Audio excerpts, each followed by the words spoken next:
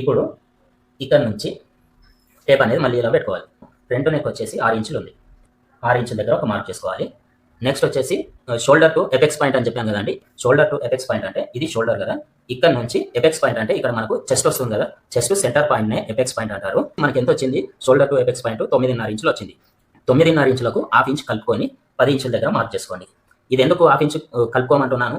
మనకి ఇక్కడ half inch stitching లోకి పోతుంది కాబట్టి ఇది హాఫ్ ఇంచ్ అనేది ఇక్కడ మైనస్ అవుతుంది. అందుకని చెప్పి ఇక్కడ మనము హాఫ్ ఇంచ్ ప్లేస్ చేసుకొని 10 ఇంచుల దగ్గర మార్క్ చేసుకోవాలి. ఇప్పుడు ఇలా మార్క్ చేసుకున్న తర్వాత ఇక్కడ ఒక మార్కింగ్, ఇక్కడ ఒక మార్కింగ్ ఇలా చేసుకోవాలి. మనకు నెక్ ఇది ఎంత ఉండే? మనకి 3 ఇంచులు ఉండే కదా. ఇది కూడా సేమ్ 3 ఇంచులే పెట్టుకుంటున్నానండి. ఇలా 3 ఇంచులు పెట్టుకొని ఇక్కడ నుంచి ఇక్కడికి ఈ స్ట్రైట్ లైన్ అనేది ఇలా మార్క్ చేసుకోండి. ఇలా మార్క్ చేసుకొని ఈ ఫ్రెంచ్ కర్వ్ స్కేల్తో ఇలా రౌండ్ షేప్ అనేది ఇచ్చేసుకోండి. ఈ కింది లైన్ ఉంది కదా, ఇక్కడ నుంచి 2 ఇంచుల దగ్గర ఒక మార్క్ చేసుకోవాలి. ఇప్పుడు ఇటు సైడ్ కూడా 2 ఇంచుల దగ్గర ఒక మార్క్ చేసుకోవాలి. ఇప్పుడు ఈ రెండు కలుపుతూ ఇలా స్ట్రైట్ లైన్ వేసుకోవాలి.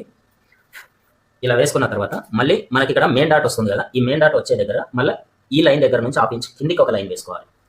మీరు ఇక్కడ బాగా అబ్జర్వ్ చేయాలండి. మన ఛానల్లో ఇలాంటి వీడియోస్ చాలా ఉన్నాయండి. ఒకసారి మీరు ఫస్ట్ టైం మన ఛానల్ని చూస్తున్నవారు మన ఛానల్ని ఒకసారి విజిట్ చేయండి. మీకు మంచి ఇన్ఫర్మేషన్ దొరుకుతుంది. మీరు టైలరింగ్ నేర్చుకోవాలనుకునే వాళ్ళు మన ఛానల్ని ఫాలో అయ్యారంటే చాలా తొందరలో టైలరింగ్ అనేది నేర్చుకోగలుగుతారు. ఇప్పుడు ఇలా వేసుకున్న తర్వాత ఇక్కడ చూడండి. ఇప్పుడు ఈ లైన్ దగ్గర నుంచి 2.5 ఇంచుల దగ్గర ఒక మార్క్ చేసుకోవాలి.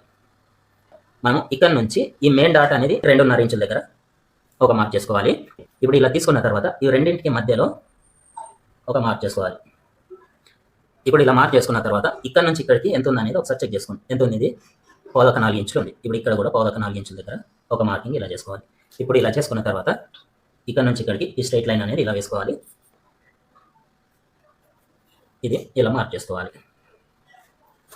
బోటిక్ స్టైల్లో మీరు ఎటువంటి వారికైనా సరే ఇది పర్ఫెక్ట్ ఫార్ములా అండి. బ్లౌజ్ అద్దినట్టు పర్ఫెక్ట్గా సెట్ అవుతుంది మీరు ఇలా తీసుకున్నారంటే. ఇప్పుడు ఇక్కడ నుంచి 1 ఇంచ్ దగ్గర ఒక మార్క్ చేసుకోవాలి. ఇలా 1 ఇంచ్ దగ్గర మార్క్ చేసుకొని ఇప్పుడు ఇక్కడ నుంచి ఇక్కడికి ఈ లైన్ ఇలా డ్రా చేసుకోవాలి. ఇప్పుడు ఇక్కడ వచ్చేసి 1 ఇంచ్ దగ్గర మార్క్ చేసుకోండి. ఇలా మార్క్ చేసుకొని ఇక్కడ నుంచి ఇక్కడికి ఇలా ఒక లైన్ డ్రా చేసుకోండి. ఈ నడుము లూజ్ ఎంత రావాలి? మనకు 8.5 ఇంచులు రావాలి.